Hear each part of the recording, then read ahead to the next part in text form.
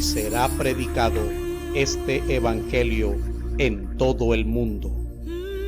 Y entonces vendrá el fin.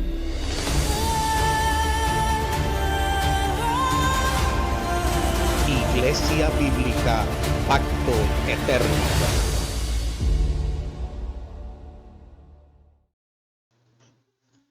Saludamos a todas las personas que se conectan con nosotros a través de nuestro canal de YouTube. Que Dios los bendiga grandemente.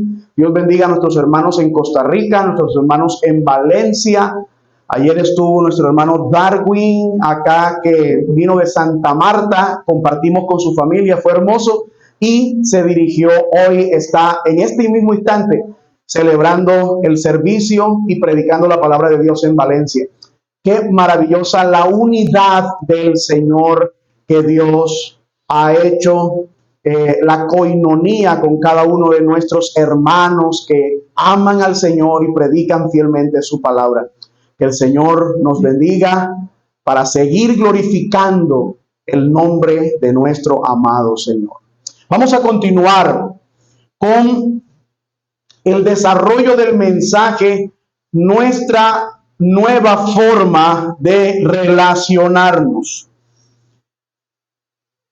Romanos capítulo 12, versículo 9 al 21. Cuando todos lo tengan, colóquense en pie y leamos juntos.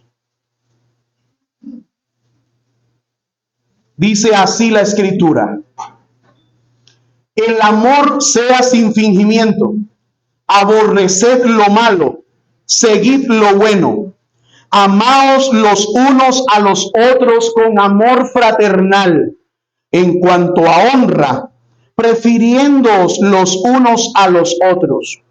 En lo que requiere diligencia, no perezosos, fervientes en espíritu, sirviendo al Señor, gozosos en la esperanza, sufridos en la tribulación, constantes en la oración, compartiendo para las necesidades de los santos, practicando la hospitalidad. Bendecid a los que os persiguen, bendecid y no maldigáis. Gozaos con los que se gozan, llorad con los que lloran, unánimes entre vosotros, no altivos, sino asociándoos con los humildes. No seáis sabios en vuestra propia opinión. No paguéis a nadie mal por mal. Procurad lo bueno delante de todos los hombres. Si es posible, en cuanto dependa de vosotros, estad en paz con todos los hombres. No os venguéis vosotros mismos, amados míos, sino dejad lugar a la ira de Dios, porque escrito está: mía es la venganza, yo pagaré, dice el Señor. Así que si tu enemigo tuviere hambre, dale de comer; si tuviere sed, dale de beber. Pues haciendo esto, ascuas de fuego amontonarás sobre su cabeza. Oremos. No seas vencido de lo malo, sino vence con el bien el mal. Gracias. Oremos. Amantísimo Dios y Padre, a ti, solo a ti es toda la gloria, y sea toda la gloria por los siglos de los siglos. Te pedimos, Señor, que nos des el privilegio de poder oír tu palabra. Pero también te pedimos, Señor, que permitas que no seamos oidores olvidadizos. Permite que seamos más bien, Señor, hacedores de tu palabra. Ayúdanos, te lo pedimos. Que al escuchar tu consejo sepamos que no es palabra de hombre, que es tu palabra, a la cual debemos estar atentos. Te pido, Señor, que tengas misericordia de esta congregación, misericordia de mi vida, que me des, Señor, la gracia para comunicar, Señor, tu palabra, y ayúdame, Señor, para que en mi humanidad imperfecta, Señor, al exponer tu palabra no afecte, Señor, lo que tú quieres transmitir. Usa este vaso imperfecto, ten misericordia de mí, Señor, y ayúdame a transmitir tu palabra de manera fiel. En el nombre de Jesús. Amén y amén. Tomen asiento.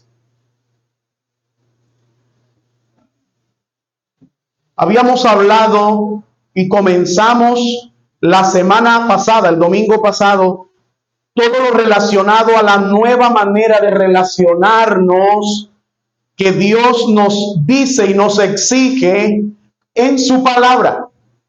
Dios nos dice cómo debemos relacionarnos con nuestros amigos, con nuestros hermanos, pero también Dios nos dice cómo debemos relacionarnos con nuestros enemigos, y ese va a ser el tema de hoy. Pero como habíamos quedado pendientes en algunos puntos acerca de cómo relacionarnos con nuestros hermanos, vamos a hacer un recorderis. La palabra de Dios nos dice que con relación a la manera en la que debemos relacionarnos, tenemos que acordarnos de las misericordias de Dios. Por eso el apóstol Pablo comienza diciendo en este capítulo: os ruego por las misericordias de Dios. Y que esto tiene una relación. Cuando comenzamos nuestro versículo 9, el amor sea sin fingimiento, tiene una relación muy directa con 1 Corintios capítulo 13, en la expresión verdadera del amor. Ahora, ¿cómo debe ser el amor para con nuestros hermanos y la manera de relacionarnos con nuestros hermanos? En primer lugar, con un amor sincero. Lo habíamos hablado, o sea, con un amor sin hipocresía, sin fingimiento. Y para esto tenemos que, habíamos dicho que tenemos que tener en cuenta que debemos aferrarnos a lo bueno y tenemos que desechar lo malo. Lo segundo era tener un amor afectuoso, no un amor áspero, sino que recordar que somos una familia espiritual. Y como una familia espiritual debemos nosotros tener amor afectuoso para relacionarnos. Y eso significa demostrar cariño genuino. Lo tercero, que debemos tener un amor respetuoso, y ese amor respetuoso se da en la referencia del trato de unos con los otros. Valorar a cada hermano como tal, valorarlo como hermano. Y dar preferencia, y aquí habíamos dicho, porque la Biblia dice: haced bien y estad en paz con todos, y haced el bien preferiblemente a los hermanos de la fe. Porque es muy posible que hayan algunas personas que, no siendo cristianos, puedan reclamar. El no cristiano reclama, pero si tu familia, esos evangélicos no son nada tuyo. Tú amas más a esos evangélicos que a mí. Pero la escritura no nos lleva a nosotros a escuchar lo que queremos escuchar. Justamente la Biblia es rechazada por el mundo porque nos lleva a oír lo que no queremos escuchar. Y es como el niño cuando saben los padres que necesita comer las verduras, el brócoli, y necesita comer la cebolla y el tomate, pero el niño quiere comer helado. Y sabe el padre que el helado no le conviene, pero el niño rechaza profundamente el comerse las verduras cocidas. Bueno, así de la misma manera, el inconverso rechaza la escritura, la rechaza profundamente. Cuando ama la escritura, cuando ha sido regenerado y cambiada su naturaleza. Ahora, así que a nosotros la escritura nos manda que debemos tener preferencia con nuestros hermanos en la fe. ¿Por qué? Porque hay muchos hermanos en la sangre que van a ser divididos por una eternidad. Habrán algunos hermanos en sangre que uno, por ser converso, por ser piadoso, irá al cielo. pero el otro, por ser inconverso, irá al infierno. Con quien vas a compartir la eternidad van a ser con tus hermanos en la fe, que somos hermanos de sangre, pero no de sangre humana, no de sangre, bueno, sí sangre humana, perdón, pero no de sangre de un ser imperfecto, sino de sangre humana, porque Cristo era humano, 100% Dios y 100% hombre, pero esa sangre divina que nos salvó y fue derramada en la cruz es la que nos une y nos hace hermanos. Así que, hermanos, ese amor debe ser un amor respetuoso, un amor diligente, entusiasta en querer ayudar, en servir. Lo otro debe ser un amor perseverante, algo que persevera, que no se rinde, sino que tiene constancia en eso. No es hacer el bien, habíamos dicho, no es como sentirse bien llevando el dulce cada Semana Santa para sentirse que es una buena persona. No, es cada día procurar el bien de nuestro hermano. Debe ser un amor generoso, porque lo dice la Escritura, contribuyendo para las necesidades de los santos. Debemos compartir nuestros recursos. Una de las cosas más difíciles, mi hermano, es meternos la mano al bolsillo por otro. Somos especialistas que se metan la mano al bolsillo por nosotros. Pero cuando se trata de sacar de nosotros para darle a otro, hermano, eso es otra situación. Pero aquí dice la Biblia, contribuyendo. Ese amor debe ser ¿cómo? Debe ser un amor hospitalario, un amor dadivoso, contribuyendo para las necesidades, no para los caprichos, sino para qué, para las necesidades. Hay hermanos que prefieren complacer los caprichos de su familia que las necesidades de sus hermanos en la fe. Y aquí esto está en contraposición.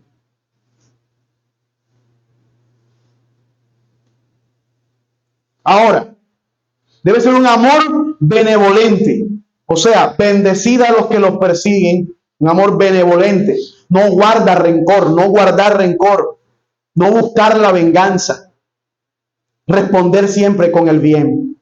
Debe ser un amor empático, gozaos con los que se gozan. Empatía es colocarse en el lugar del otro. Empatía es estar en ese mismo instante, présteme atención, en ese mismo instante, que mi hermano está pasando por una necesidad, ajustar mi manera de relacionarme, mi forma a lo que pasa mi hermano. ¿Ustedes se han dado cuenta que una persona poco empática, que ríe con los que lloran? Está alguien llorando y usted riéndose. Está alguien sufriendo y usted haciendo chistes. Que no le importa. ¿Han visto la persona poco empática?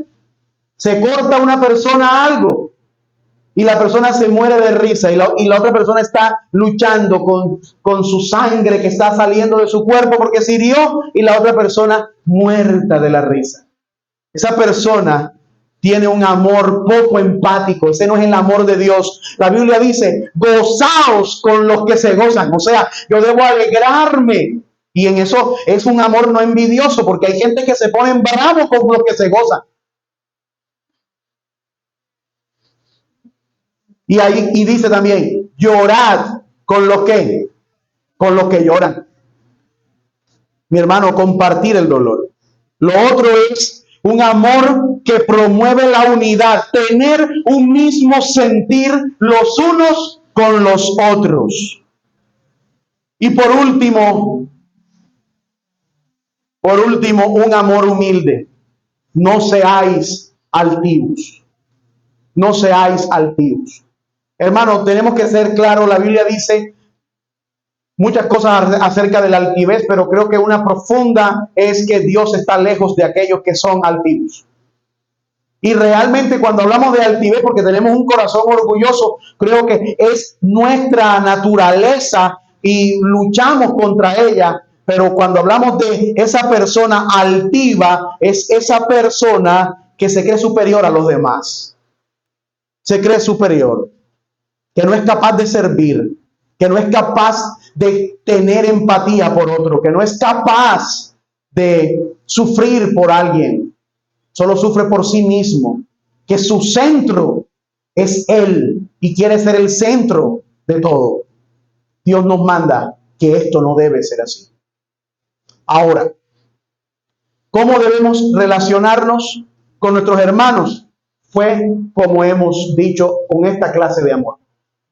Pero ahora vamos a mirar la manera en la que debemos relacionarnos con nuestros enemigos. Porque Dios dice todo lo que debemos. De hecho, se van a sorprender porque vamos a aprender mucho y estoy esperando el próximo domingo para hablar de esto, porque el próximo domingo en el capítulo 13 de Romanos nos enseña cómo relacionarnos con las autoridades civiles, con el gobierno. Eso no es a la manera que tú crees. Eso no es a la manera que tú piensas. Eso no es enseñado por otro. Esto es enseñado por la Biblia. ¿Cómo debemos relacionarnos con el gobierno? Con las autoridades civiles. Pero, como dijo el popular personaje, se las dejo ahí para la próxima.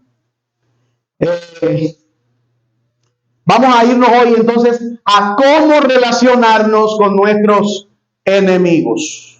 Vamos a leer desde el versículo 17 hasta el versículo 21 de Romanos capítulo 12.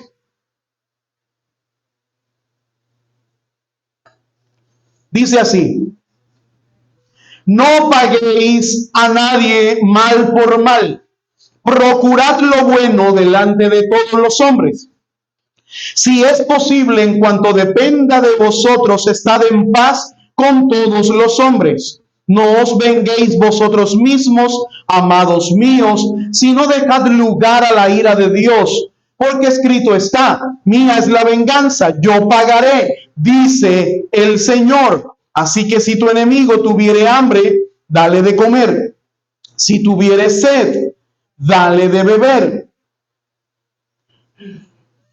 Pues haciendo esto, ascuas de fuego amontonará sobre su cabeza. No seas vencido de lo malo, sino vence con el bien el mal.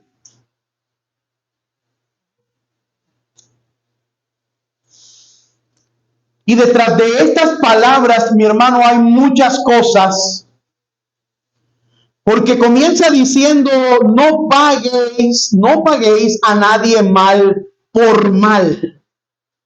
Dando a entender, hermano, que los creyentes vamos a experimentar una cierta hostilidad de manos del mundo. ¿Por qué? Porque luego el versículo 18 dice: en cuanto dependa de vosotros, estad en paz con todos los hombres. Y esto nos da a entender, hermano, que aquellos que nos hacen el mal no siempre van a querer la paz con nosotros. En el versículo 20 nos dice: pero si tu enemigo, dándonos a entender que vamos a tener que enemigos. Y esta enseñanza, mi hermano, no es nueva. ¿Por qué razón? Porque en Mateo capítulo 5, después de decir las bienaventuranzas, o sea, el Señor, bienaventurados los que tienen hambre y sed de justicia, en el versículo 6, pero en el versículo 10 dice: bienaventurados aquellos que han sido perseguidos por causa de la justicia, pues de ellos es el reino de los cielos. Así que los creyentes vamos a ser ¿qué? Perseguidos, porque ningún siervo es mayor que su amo. Y si nuestro amo, nuestro Señor, fue perseguido, nosotros seremos ¿qué? Perseguidos. Seremos perseguidos. Así que todo esto levanta una pregunta, hermano. ¿Vamos a tener enemigos en serio? Se supone que el cristiano no debería tener enemigos. Se supone. Y eso es correcto. Por lo cual entonces es necesario que definamos la palabra enemigo. No como aquel al que activamente nosotros odiamos, sino como aquel que nos hace el mal a pesar de nuestro continuo intento de estar en paz con él. Eso es otra cosa. Entonces, ¿cómo debería un cristiano? Un cristiano no debe tener un enemigo porque odia a una persona. Debe tener un enemigo porque esa persona que me hace mal no recibe mis intentos de reconciliación con él. Y por eso es mi enemigo. Ahora, ¿cómo debería entonces un cristiano que tiene una nueva mente en Cristo responder ante esto? Bueno, el apóstol Pablo nos da a nosotros una exhortación, nos da también una manera de movernos en ese asunto y una razón del por qué debemos nosotros relacionarnos bajo este aspecto bíblico. La exhortación es que en el versículo 18 dice, si es posible, en cuanto dependa de vosotros, estad en paz con todos los hombres. O sea, nuestra responsabilidad como cristianos con tales personas no es alejarnos ni evitarlos, sino buscar activamente la paz con ellos. Estar de manera pacífica con ellos. Y la misma idea lo podemos encontrar en Hebreos, si es posible, Camilo, Hebreos capítulo 12, versículo 14. Cuando dé una cita quiero que estén muy pendientes, no se me distraigan los de audiovisual. Óigame bien esto. Hebreos 12, 14 dice una parte allí, buscad que la paz. ¿Con quiénes? Con todos. Es una ordenanza. Es un imperativo. Buscad la paz.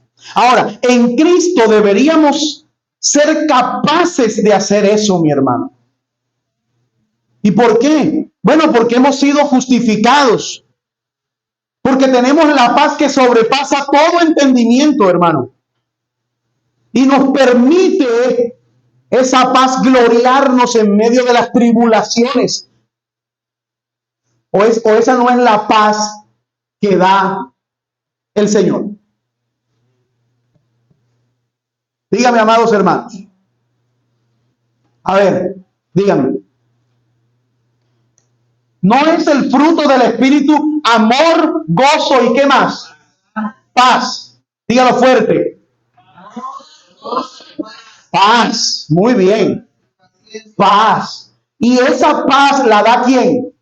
El Espíritu Santo. O sea que si la paz que sobrepasa todo entendimiento que nos lleva, esa paz no es ausencia de problemas. Es la paz falsa de ausencia de problemas es la paz que el mundo da. Pero la paz que Dios da es la paz a pesar de todos los problemas. Ahora, se supone que deberíamos también atender a nuestros enemigos y que esos enemigos con lo que nos hacen no deberían robarnos la paz que Dios nos ha dado. Ahora, pero hay una relación entre la paz y la verdad, y esto significa que debemos procurar la paz con todos a cualquier costo. ¿Significa eso? Muchos dirían, por ejemplo, cualquier cosa por una vida tranquila. Cualquier cosa. Y hacen cualquier transacción y negocio por una vida tranquila. Pero mi hermano, esto es hipocresía. Esto es hipocresía. Porque como vimos en el versículo 9, mi hermano, el amor sincero odia ¿qué? Lo malo. Lo malo. Odia lo malo que le sucede al otro. Lo que no beneficia al otro. Ese no es el amor de Dios. El que busca beneficiarse o sentir paz a pesar de que está destruyendo a otra persona. Así que el pacificador, o sea, la persona que busca la paz, no busca la paz en detrimento de la verdad. Óigame bien eso. Y vamos a poner dos ejemplos aquí. Un ejemplo negativo y un ejemplo positivo. Un ejemplo negativo es que en Gálatas capítulo 2 se relata la historia donde Pablo y Bernabé incurrieron en hipocresía, porque yendo a la congregación en Antioquía, ellos que sabían el evangelio, ellos comían libremente con todos los gentiles, los que no eran judíos, y no tenían en cuenta la dieta judía. Tú sabes que la dieta judía era completamente diferente. ¿Se acuerdan cuando el apóstol Pedro le dijo al Señor, mata y come? No le bajó un lienzo con todos los animales que eran considerados inmundos según la ley. Y el apóstol Pedro dijo, yo nunca, por mi boca nunca ha pasado animal inmundo. Y el Señor le dijo, ¿quién te ha dicho a ti que lo que yo he creado es inmundo? Y él se entendió que se refería a los gentiles, a los cuales llamaban inmundos. Ahora, cuando Pedro y Bernabé fueron allá, ellos comían, ellos eran judíos, Pedro y Bernabé. Ellos comían y comían con los gentiles, lo que los gentiles le ponían. No que el chicharroncito, venga, comamos chicharrón con yuca. Así en la ley dijera ningún animal de pezuña, no, nada. Ellos no tenían lo que pongan, porque buscaban ¿qué? La paz con ellos, tranquilo. Pero un día vinieron unos judíos a visitar la congregación de Antioquía y vinieron delegados de Jerusalén. Y cuando llegaron ellos, enseguida Pedro y Bernabé se apartaron. Ya no conocían. ¿Por qué? Llenos de miedo, ellos con tal de mantener la paz con todos los judíos allá en Jerusalén, ¿qué hicieron? Se apartaron, ya no conocían con los que comían. Ya no conocían. Y esto comprometió ¿qué? El evangelio mismo. Y eso no es paz, es hipocresía. Y Pablo fue y puso en cintura la situación. Ahora, hay un ejemplo positivo aquí. También. El ejemplo positivo es que, según el apóstol Pablo también en Gálatas 2, este fue a Jerusalén para aclarar ciertas cosas. Y en esa ocasión, en ese viaje, llevó a un discípulo llamado Tito. Este Tito era un hombre piadoso, un hombre que amaba a Jesús, un hombre entregado a Dios. Pero él no era judío, era gentil. Y apenas llegaron allá, los judaizantes que estaban allí, ¿qué hicieron? Empezaron a montarla. Que se circuncide. ¿Ya se circuncidó? No. Que se circuncide, vamos. Ya ellos querían buscar el bisturí. Rápido, vamos a circuncidar a este muchacho. Y Pablo hubiese permitido, ¿para qué? Para no tener contienda con los judíos y los judaizantes. Hágalo y ya, me hago el loco. Pero hubiera comprometido la verdad que Pablo predica. No ser la circuncisión que el Señor quiere y busca es la circuncisión no de la carne, sino del corazón. Entonces, ¿qué sucede aquí? Pablo se opuso a que circuncidaran a Tito, porque él no era judío. Pero a mí me parece algo curioso que en otro viaje o que en otros escenarios, Timoteo también fue presionado para que se circuncidara, y Pablo allí sí permitió que lo circuncidaran. ¿Por qué? Porque era judío. Y Pablo no comprometió el evangelio. O sea, estuvo en paz con los judíos, porque querían circuncidar ¿a quién? A un judío. Pero se enfrentó vehementemente. No prefirió la paz antes que, o sacrificando la verdad, cuando debió defender la verdad, la defendió. Y aquí es lo que tenemos nosotros, mi hermano, ese llamado para hacer. Ahora tenemos que ver, la paz y el pacifismo son dos cosas diferentes. ¿Qué es el pacifismo? Bueno, el pacifismo es la ideología o la forma de pensamiento que dice que bajo cualquier circunstancia es malo matar. Es malo. El pacifista no empuña un arma, el pacifista no hace nada en contra de otra persona. Y usted dirá, pero eso no está bien, pues. Ellos se basan en un versículo que dice, no matarás. Pero no es tan sencillo como eso. Porque tendríamos que pasar por alto que después que Dios dijo, no matarás en Éxodo, permitió que su pueblo Israel se defendiera con la espada en múltiples guerras. Y tú tienes una traducción o una interpretación un tanto a la cual debemos prestar atención. ¿Por qué el Dios que dijo no matarás ahora permite? ¿Por qué le dice a Gedeón, ve y desciende que yo estaré con tu espada? ¿Por qué? Porque él no estaba buscando lo que buscan los pacifistas. Él no estaba buscando esto. Ahora, así como vamos a estudiar en el próximo domingo acerca de los gobiernos civiles, hermano, la Biblia dice que no está en vano la espada en manos del que gobierna. O sea, la espada en manos del que gobierna no es un ¿qué? Un lujo. No está ahí para un adorno. Está ahí para ¿qué? Para ser ¿qué? Usada. ¿Oyó? Para ser usada. La pistola en el cinto del policía y del soldado no está ahí como un adornito. Está ahí para ¿qué? Para ser usada. Ahora, y lo dice la Escritura.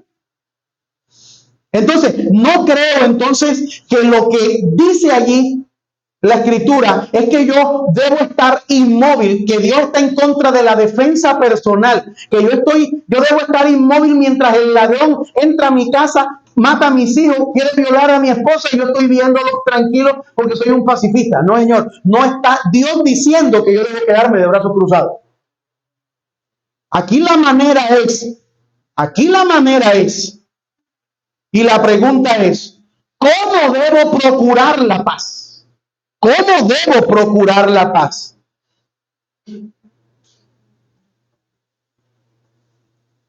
Debo entender, mi hermano, que antes de eso quiero aclarar, todos los que portan según la ley, para ejecutar la ley, portan un arma. O sea, los que pertenecen al gobierno, las fuerzas militares, Ellos están ahí para usar ese elemento para defender a los ciudadanos. Y son siervos de Dios en la ejecución de la justicia. Y van a ser juzgados si usan la injusticia, si usan su investidura para hacer lo malo, no el papel que Dios o que tienen por la función que tienen. Pero algunos piensan que si un cristiano es soldado y ese soldado en combate dio de baja a un enemigo, ya es pecado. Algunos piensan eso y no es pecado. ¿Por qué? Porque lo hace en título de ¿quién? De la ley, del gobierno. Y la Biblia dice que no está la espada como un lujo en el que rige, sino que está allí para ser usada en la ejecución de la ley. En la ejecución de la ley. Y debe tener una responsabilidad alta con respecto a esto. Hay algunos que les molesta, porque algunos, y sobre todo en este término, bueno, tan paradójico que estamos viviendo hoy en día, donde se nos vende la idea, sobre todo en nuestro país, que para tener una paz en nuestro país interna, lo que hay es que dejar que el enemigo nos gobierne, o que el enemigo haga lo que quiera. Y que cuando hablamos o el gobierno habla de ejecutar justicia y dice, le damos tantas horas, por ejemplo, por lo general hacen esos preavisos, te damos una semana para que te entregues. Ustedes se han dado cuenta que dentro de los catálogos, dentro del decálogo y dentro de esas formas que usa la ley para poder defenderse, siempre dice que no, el policía no puede disparar así a la ciega, tiene que hacer una advertencia. Óyeme, por favor, estás rodeado, entrégate, suelta el arma, y después de muchas advertencias, si la persona sigue en lo mismo, ¡pum! ¿Por qué? Porque hay que evitar que cometa un desastre contra civiles. Entonces hay personas que piensan que son tan pacifistas que creen que conocen y entienden más la paz que Dios mismo y que la Escritura. Ahora, hermanos, ¿cómo debemos nosotros entonces procurar la paz? Bueno, ahí es donde entran los versículos 17, 19 y 20, donde dice, no paguéis a nadie mal por mal, y debemos respetar lo bueno. Debemos buscar lo bueno y desechar que lo malo. Amados,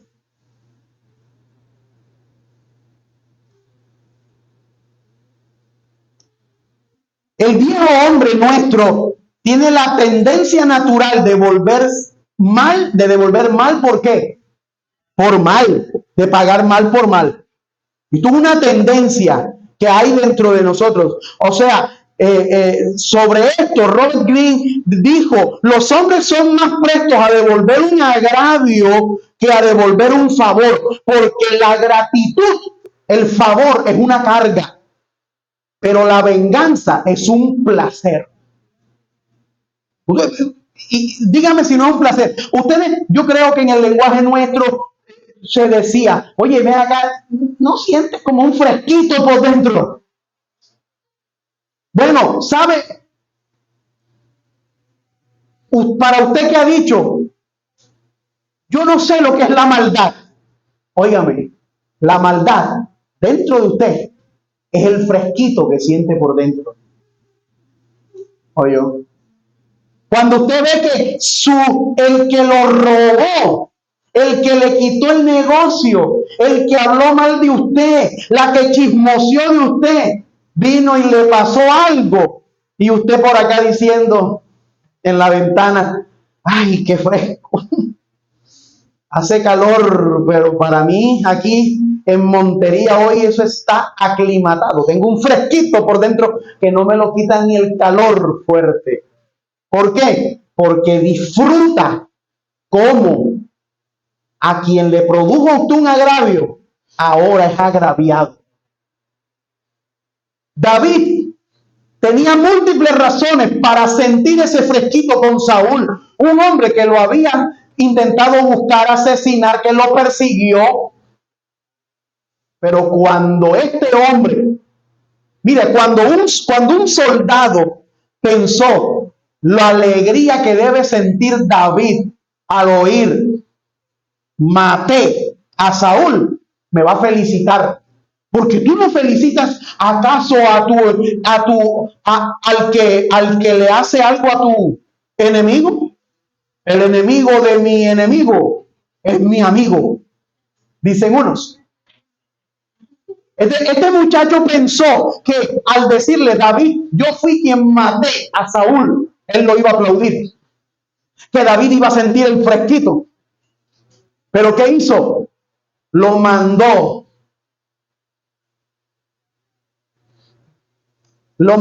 a sufrir consecuencias por haber tocado a Saúl, su enemigo. Y David, ¿qué hizo? Endechó. ¿Sabe lo que es endechar? Hacer luto, llorar. ¿Cómo han caído los valientes de Israel? Era su enemigo. No por nada, el Señor lo llama hombre conforme a mi corazón. No por nada. Muy distante de nosotros. Por eso hemos sido llamados, hermanos, nosotros, a no vengarnos. Hemos sido llamados. Y debemos estar debemos tener muy en cuenta, mi hermano, y tenemos que ser sinceros con nosotros mismos. Sinceros. Cuando nosotros nos hemos deleitado, cuando nuestro enemigo que nos hace mal sufre consecuencias. Y como dijo Sujel Michelén en cierta ocasión, a la hora de pagar mal por mal, nos volvemos muy creativos. Tenemos mucha creatividad. Insultos, ironías, miradas asesinas, muecas de desprecio, chisme, deseo de que le suceda el daño a la otra persona. Somos muy creativos y hasta reacciones físicas. Pero a la hora de bendecir, nos entra la sordera. Tenemos amnesia. Se nos olvida todo. Hermanos, el nuevo hombre, así como lo estudiamos en cierta ocasión, en cierta oportunidad en Romanos 6, Romanos 6, versículos 4 al 6, donde dice que nuestro nuevo hombre, nuestro viejo hombre fue crucificado. ¿Con quién? Con Cristo. Y ahora tenemos un nuevo hombre, un nuevo yo en nosotros, que ha resucitado para andar en nueva vida. Ahora somos nuevas criaturas, como lo cantamos hoy. Somos nuevas criaturas en justicia, en santidad de la verdad. Quiere decir que nuestro espíritu, nuestra mente se debe ir transformando cada día más para el cumplimiento de la voluntad de Dios a través de su palabra. ¿Y qué implica esto, mi hermano? Esto implica que lo que dice la Escritura, nunca paguéis mal por mal a nadie. Y también, amados míos, no os venguéis vosotros mismos. No os que venguéis vosotros mismos.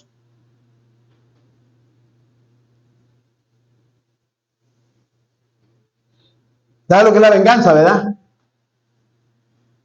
¿Entiende lo que es eso? No como el niñito que llegó, que lo golpearon en el colegio y llegó donde otro niño y le dijo, oye, fulano me golpeó. Sí, ¿qué? Y no te vengaste. Y dice, sí, claro, si no me vengo me matan.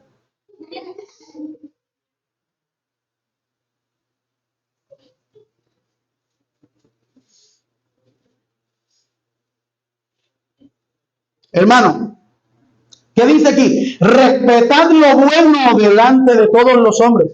Y esa frase, mi hermano, se desglosa porque respetar significa realmente pensar de antemano. Pensar de antemano. Y la frase de lo bueno significa una bondad extrema, pero una bondad no solo externa, sino también interna, o sea, no solo interna, una bondad externa que pueda ser vista por quién, por todos. Y eso es una manera, porque hay unos que dicen hipócritamente, hay unos que dicen, ¿sabes una cosa? Ya yo olvidé, ya yo perdoné. Dios sabe que en lo profundo de mi corazón yo no siento nada por ti. Hasta ahí, en lo profundísimo de su corazón. Pero vaya y dígale que le haga algo, que le suministre algo, no lo hace. ¿Por qué? Porque está tan profundo en su corazón que no puede salir de ahí. Pero aquí la Biblia nos dice que esa actitud debe ser externa. Si tu enemigo tuviere hambre, dale ¿de qué? De comer. Y si tuviere sed, dale de beber. A tu mejor amigo, a tu amigo, a tu enemigo. Si se da cuenta cómo el evangelio nos lleva a nosotros, que llamarse evangélico es muy fácil, pero serlo es diferente. Que llamarse cristiano es muy fácil, pero serlo. Hermano, en lugar de pensar y calcular cómo debo devolver el mal, entonces yo debo estar pendiente, mi hermano, y hacer el bien. Ya nos lo explicó nuestro Señor en Mateo 5:44. Pero yo os digo, amad a vuestros enemigos, bendecid a los que os maldicen, haced el bien a los que os aborrecen y orad por los que os ultrajan y persiguen. Dígame, mi hermano, Martin Lloyd-Jones resume la idea de la siguiente manera. Cito, cuando alguien actúa de alguna manera malvada hacia ti, el peligro es reaccionar de manera instintiva y automáticamente. Pero Pablo dice, no hagas eso, detente. Antes de hacer algo, piénsalo. No te permitas actuar de manera instintiva. Y aquí hay, mi hermano, una advertencia. Porque debemos ser corteses, sí, amables, sí, con los que no lo son con nosotros. Estamos llamados a eso. Pero recordemos que Dios ve el corazón. Y digo esto, mi hermano, porque en nuestra pecaminosidad, hasta nuestros grandes actos de justicia se pueden hacer con una malversión.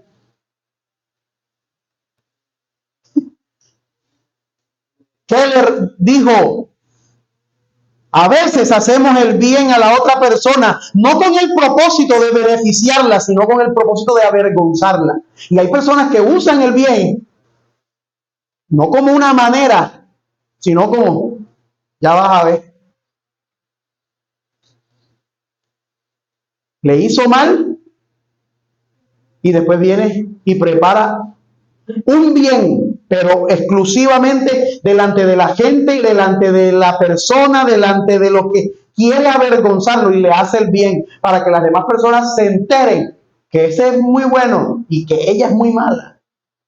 Y es en nuestro propio pecado podemos pensar y hacer y utilizar el bien de manera incorrecta. Así que tenemos que ver que estamos llamados a una expresión externa de hacer el bien, pero de manera interna debemos y estamos llamados ¿a qué? A hacerlo y a recordar que Dios mira y estudia el corazón, que a Dios no lo engañamos. Y por eso es que el apóstol Santiago dice que la sabiduría de lo alto se siembra en paz y que esa sabiduría es pura, es pacífica, es amable, es condescendiente, llena de misericordia, de buenos frutos y sin vacilación y sin hipocresía. Así lo dice Santiago 3:17. Entonces, necesitamos que recordar el Evangelio. Recordar el Evangelio. Romanos 5:6 al 8 dice: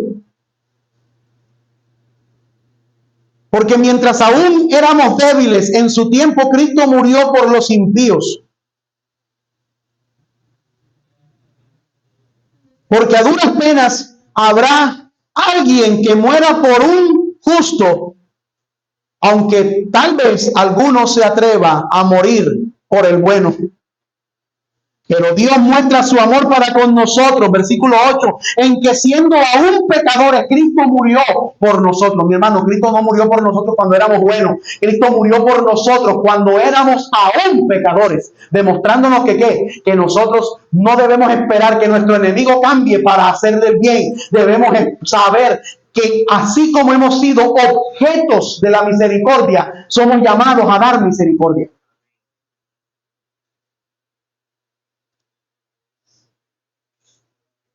Y amados,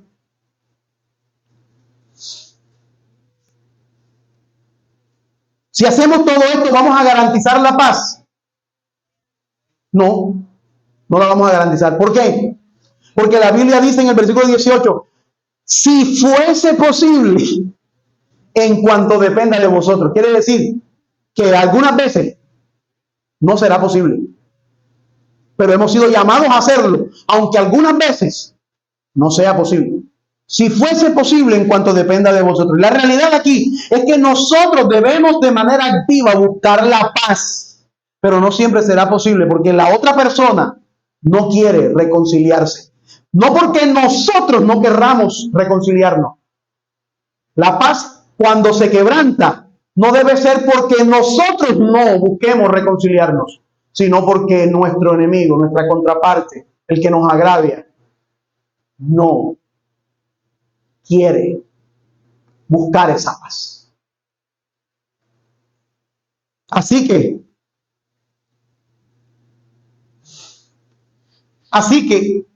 cuando ese enemigo no quiere buscar esa paz, ¿qué es lo que debemos hacer?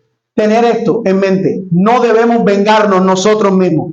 Ahora, ¿sabe por qué la razón? ¿Por qué razón las personas se vengan así con los otros? Se vengan porque no han entendido, mi hermano, no han entendido que Dios es el que establece justicia. Eso me la hacen y yo se la devuelvo. ¿Saben por qué? Porque eso pertenece al viejo hombre, porque eso es plena desconfianza en la Escritura. Cada vez que tú usas el insulto, los chismes, el sarcasmo, el desprecio, las faltas de respeto, las griterías, cada vez que usamos eso, mi hermano, eso sale de nuestra vieja naturaleza. Mire, hermano, la casa de un cristiano, la casa del cristiano debe ser la casa más silenciosa y en paz que haya. Y hay, hermano, que hay veces que hay vecinitos que no son cristianos, que no se les oye nada. Y todos los que salen todos los domingos para la iglesia con la Biblia, de lunes a sábado, mi hermano, parece una guardería y bienestar familiar allá adentro. La bulla, tire para allá, grite para acá, diga una cosa, y pelea para allá, y pelea para acá, y pelea, y pelea, y pelea. La Biblia dice que no debe ser así. Amén.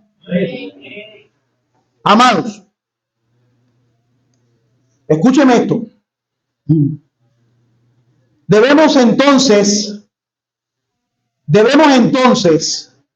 dentro de esa motivación, recordar recordar que el que toma venganza por los agravios es ¿quién? ¿Quién es? Escúchenme. Dios. ¿Quién toma venganza? Dios. Dios. Quiere decir que cuando nosotros nos vengamos, estamos diciendo que Dios no es justo, ni que va a establecer justicia. Y mi hermano, la venganza no pertenece al creyente, al ser humano. ¿Pertenece a quién? A Dios. Y la ira humana nunca producirá una justa venganza.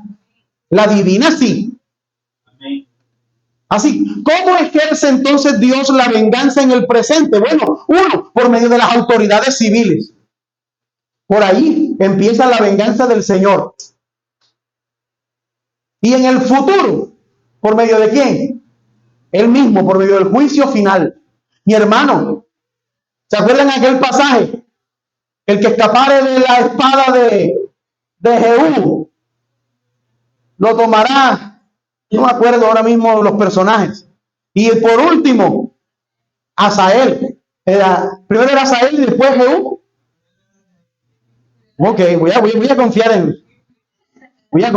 no, yo no me acuerdo en este momento. Pero, y por último era Eliseo. Sí sé eso. Entonces, el que escapara de la espada de Asael, le tocará después, llegará la de Jehú. Y si escapara por alguna casualidad de la espada de Jehú, llegará la de Eliseo. Mi hermano, hay personas que podrán escapar de toda la justicia humana en esta tierra, pero nunca podrán escaparse de la justicia divina. El cristiano, ¿por qué no se venga? Porque si el cristiano, cuando vea a su enemigo andar por la calle cuando debería estar preso porque le hizo algo, ese cristiano no debe buscar vengarse. Lo que debe saber es que habrá una justicia divina de la cual esa persona no se podrá escapar. Y que su confianza debe estar puesta en el Señor. Ahora, una confianza puesta en el Señor, pero al mismo tiempo con el llamado del evangelio de hacerle el bien si ese enemigo tuviera hambre. ¿Y si se da cuenta? Así que mi hermano, ¿por qué debemos hacer eso? Porque la Biblia lo dice. Haciendo esto amontonarás ascuas de fuego sobre la cabeza de tu enemigo. ¿Y qué significa, mi hermano? Ascuas de fuego, mi hermano, son montones de carbones encendidos. Eso significa principalmente, no justamente castigo, sino vergüenza. Producirá tanta vergüenza, tanto remordimiento, que podría ser que el hacerle el bien a mi enemigo produzca en el enemigo mío tal vergüenza y dolor interno que lo lleve al arrepentimiento en Cristo. Y hay algunos que quieren interpretar con que esos carbones encendidos son sopleros para que se queme. Yo quiero que se chamusque mi enemigo. Pero lo que dice ahí es justamente todo lo contrario. Así que el propósito es ganar, no destruir. Siempre que piense en su enemigo, piense en ganarlo, no destruirlo. Y termino, mi hermano, diciéndoles esto. Termino con esto.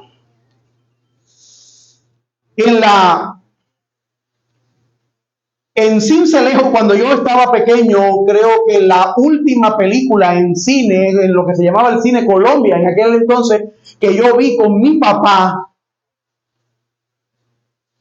antes de que el Señor lo llamara a su presencia, fue una película llamada Judá Ben-Hur. Ben-Hur. O Ben-Hur. Pero... Y Judá Ben-Hur, o Ben-Hur, transcurre, es una idea de la literatura, pero que tiene mucho que ver con algo y un acto de profunda reconciliación. Transcurre en la Judea de los años 30, donde en Roma que era dueña del mundo conocido, gobierna con mano de hierro a todos los territorios de Palestina, sometiendo con dureza a los moradores. Ellos esperan la llegada del nuevo Mesías, pero un Mesías que libertará al pueblo judío de mano de los romanos. Y entre ellos estaba Judá Ben-Hur, un príncipe rico que comerciaba con especies del oriente en Roma, un hombre respetado, creyente, con su fe puesta en el pueblo de Dios. Sin embargo, los tiempos ya están resueltos y se teme una violencia entre los romanos y provoca que los romanos se metan en sus filas dentro de Israel. Un antiguo amigo de Ben-Hur, Mesala, se hizo soldado romano y ante la posibilidad de ganarse respeto y posición, agravia a su amigo Ben-Hur, condenándolo a años de esclavitud y al exilio. Ahora, Judá, que niega todo trato con Mesala, cuando éste lo acusa o lo busca para que fuera denunciante de algunos judíos, entonces es acusado falsamente y su madre y su hermana fueron hechas prisioneras, donde les dio lepra en esa prisión. A Ben-Hur le pusieron como un esclavo en el fondo de un barco romano y ahí es azotado y pasan años y después él es liberado, Ben-Hur, pero llega con odio y amargura en su corazón, consumido por ese odio. La prometida, Esther, la prometida de él, le dijo, ahora te pareces tú a lo que tanto pretendes destruir. En la película original y en la novela le dice, el odio te ha convertido en una piedra. Y hermano, ella le dice estas palabras, es como si tú mismo te hubieras convertido en Mesala. Y a veces es tremendo porque en ese intento de vengarse hay muchas personas que se llegan a ser peor que su propio enemigo. Pero el fin de la historia no es esa. La historia termina en Jerusalén cuando el mismo día en el que Jesús fue llevado afuera para ser crucificado, en la providencia de Dios, Ben-Hur siguió la procesión hacia el Gólgota hasta que termina parado frente a la cruz de Cristo, debajo de la cruz, a la sombra de la cruz de Cristo, observando cómo fluye la sangre y cae y él es lacerado. Pero por más impacto que esto le produjo a Ben-Hur, lo que más impactó fue que al pie de la cruz los judíos le gritaban toda injuria a Jesús, mientras que contemplaba Judá Ben-Hur al Salvador, abrió la boca de él y lo escuchó decir, Padre, perdónalos porque no saben lo que hacen. Y Judá Ben-Hur describe después diciendo, y sentí que solamente su voz quitó la espada de mi mano. Mi hermano, usted podrá decir, bueno, eso es una historia ficticia, sí, pero es lo que Dios quiere hacer en nuestra vida y lo que sucede en nuestra vida. Pero quieren una historia real, un poco, me soportan 5 minutos. Claro, por supuesto. La primera.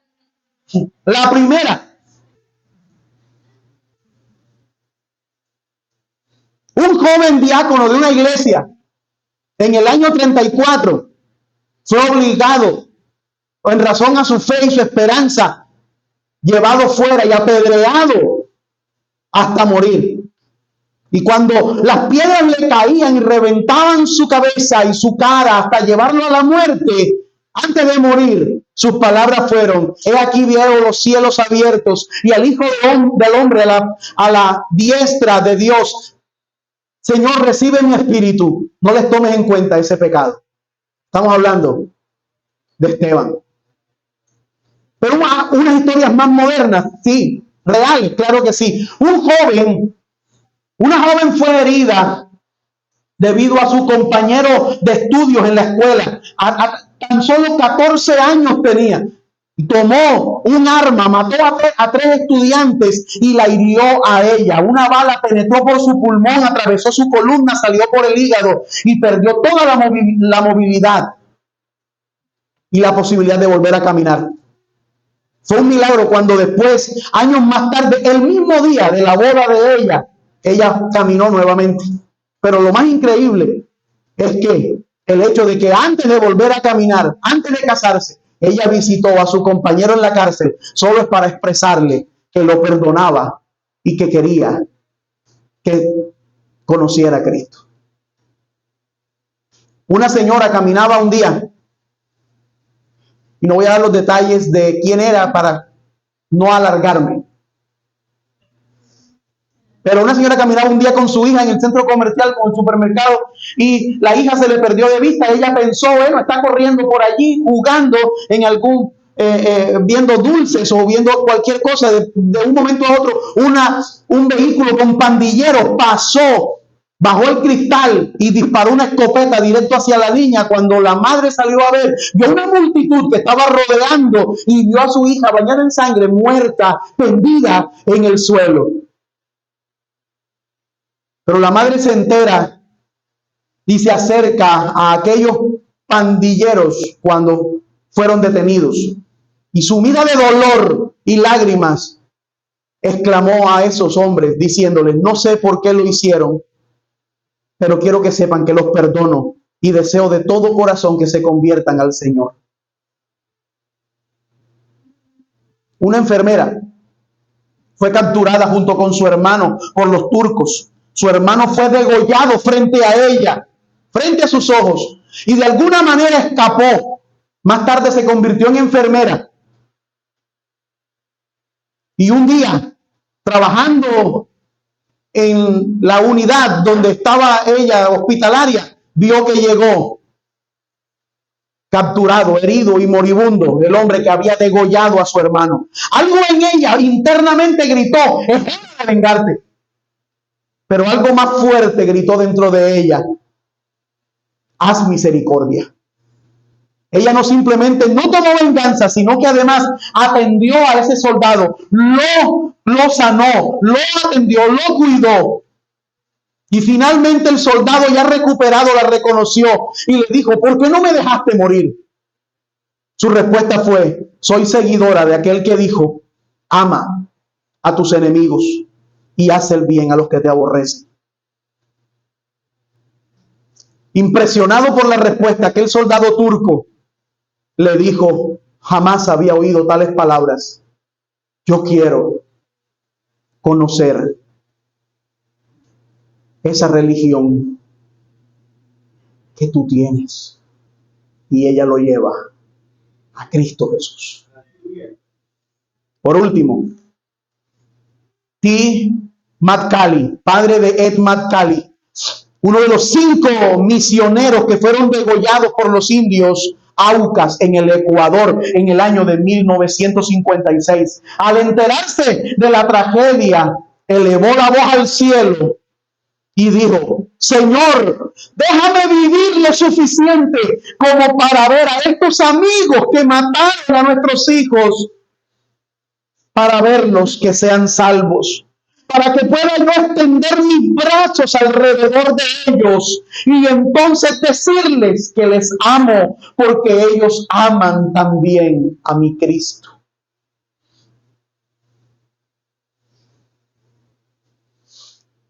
Amados, amemos a la manera del Señor. Si es posible, mi hermano, Si estamos en Cristo, vamos a luchar, pero a la manera de Dios. Lo que pasa es que nunca vamos a derrotar a los Goliat con la armadura de Saúl. Eso es ridículo, imposible. Si vamos a luchar las batallas del Señor, hagámoslo a su manera. Y la manera es contradictoria a la del mundo. Es amando a nuestros enemigos y haciéndoles el bien. Colóquense en pie.